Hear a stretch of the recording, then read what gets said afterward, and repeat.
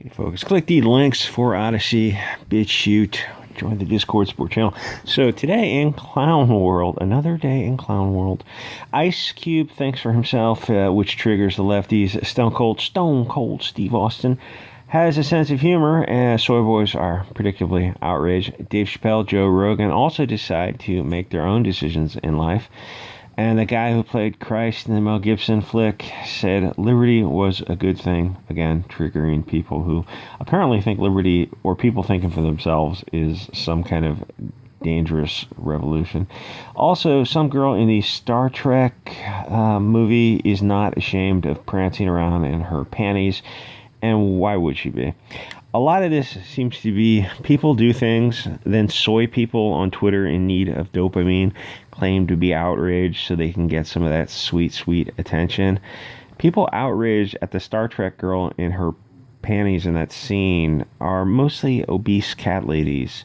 People who take care of themselves are not ashamed of beautiful bodies or even envious.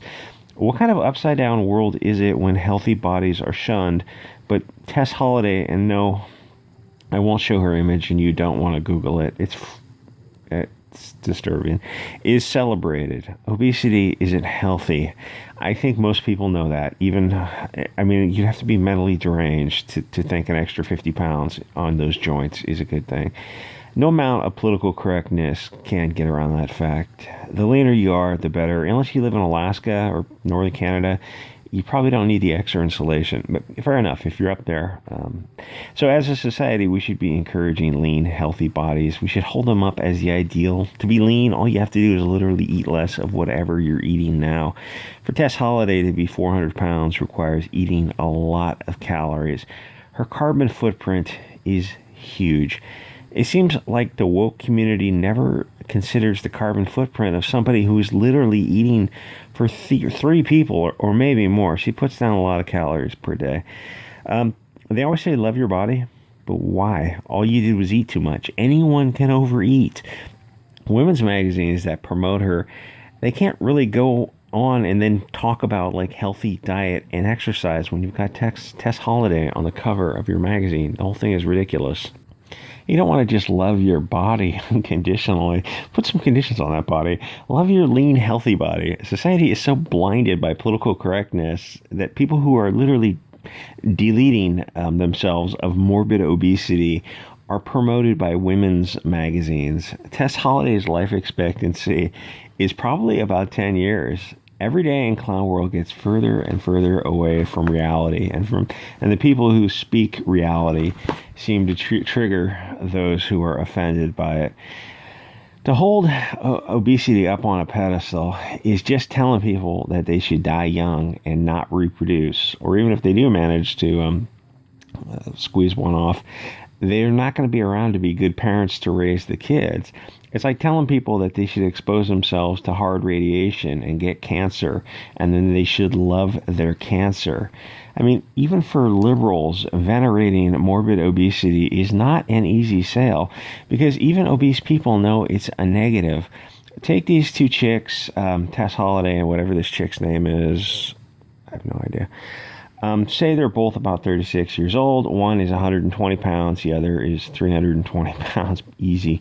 All things being equal, the skinny girl has a life expectancy of about 90. The obese one has a life expectancy of probably less than 50. The bigger picture is why these ladies' magazines are pushing this. It's as if these magazines actually have interests adverse to the readers. And if you really want to go down the rabbit holes, look at who owns the magazines. Then you look at the content and then track the ownership over time and see how the magazine viewpoint has changed.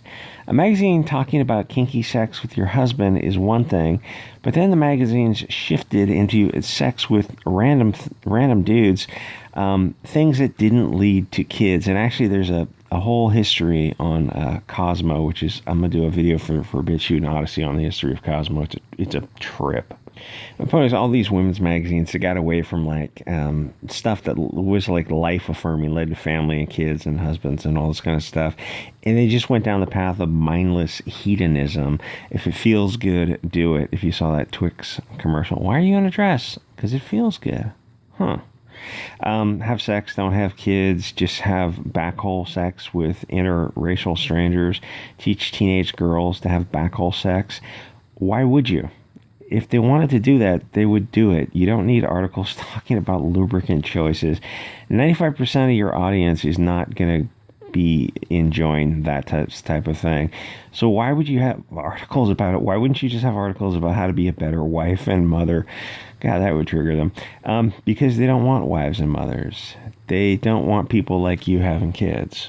And you can use National Geographic as an example. Look at who runs it now and notice how the magazine has changed over the years. National Geographic now is nothing more than globalist propaganda. The weird thing about these women's magazines is that they had to shift to a bigger digital footprint over the years, but for whatever reason, sales are down. A lot of those digital magazines have had a problem. And now that Trump is out of office, I don't know what the remaining ones are going to do. It's like most media was, for the past 4 years was Trump. Probably because girls want to be wives and mothers. Articles about doing witchcraft with your bloody panties are not very popular with the teenage audience. That kind of stuff is written by like 40-year-old cat ladies who think they're stunning and brave. Anyway, so Star Trek girl cut her carbs and showed off her hard work so she could look good for the bra and panty shot in Star Trek, which was probably a pretty forgettable movie because I don't even remember that scene. This triggered obese feminists, but because if you criticize their obesity, you're istophobic, which is basically has you in Hugo Boss and goose stepping. But they feel comfortable criticizing lean, beautiful people. All this is cultural Marxism, obesity, multiple sex partners, drugs. All these things contribute to destabilizing society and to decreasing reproduction. But another thing to take into account is who consumes the propaganda and who is susceptible to the propaganda. All this stuff is to destroy a happy traditional family. They want to introduce as many disruptions into the system as possible.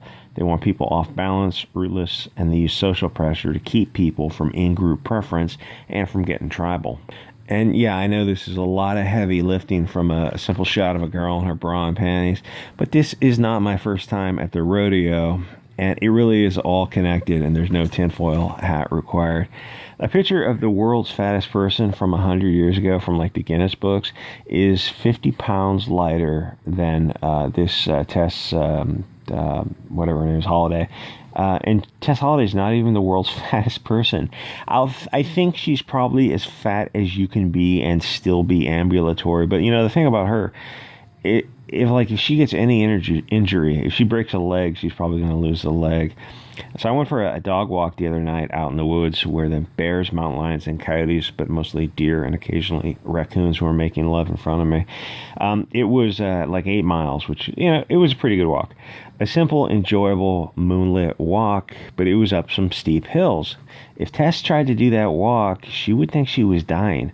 A simple pleasure of life, a long walk in the moonlight to watch coyotes playing, and they're vicious little bastards, is something that she can't enjoy, and she'd probably try to eat the coyotes. I had to drop some stuff off at the local high school the other day, some furniture or something. So I saw kids there who were literally 300 pounds or more. Kids who in 10 years would be on the Eric Cartman scooter. To be so young and to have already done so much damage to your body. When you're young, you should be playing soccer, basketball, going on long hikes to smoke weed in the woods and play drums. There are teens now who couldn't go up a half a dozen flights of stairs. They're basically being robbed of their childhood. We had a society where at one time being morbidly obese wasn't such a cool thing, and it was rare. Now it's celebrated and it's commonplace.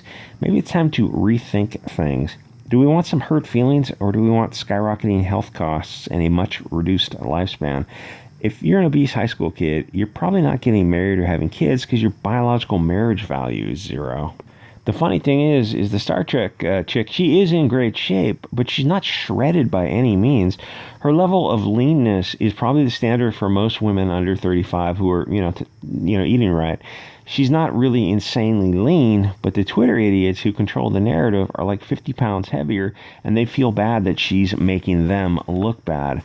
The thing is, not every chubby person is bitter. Most of us carry at least 10 pounds extra, but we're not all resentful to those people who don't overeat. We just accept the consequences of our actions, and we like whatever we like, cookies or whatever, beer, and we move on with our life. SJW feminist cat ladies are a whole different level of petty.